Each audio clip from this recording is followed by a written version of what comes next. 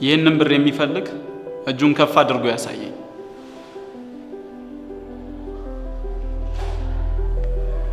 በጣም ጥሩ። እንግዲህ አንድ ነገር ማድረግ አለብኝ።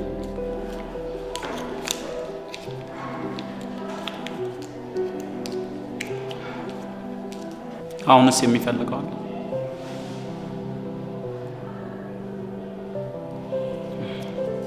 ይህንን ባደርግስ?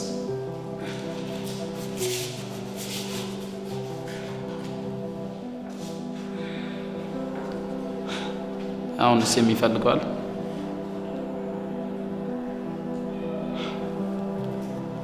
አስተውሉ። ዛሬ ትልቅ ትምህርትን ያስተማርኳችሁ። እዚህ ብር ላይ ምንም ነገር ባደርግ ሁላችሁም ትፈልጉታላችሁ። ምክንያቱም ይሄ ብር ዋጋውን አላጣም።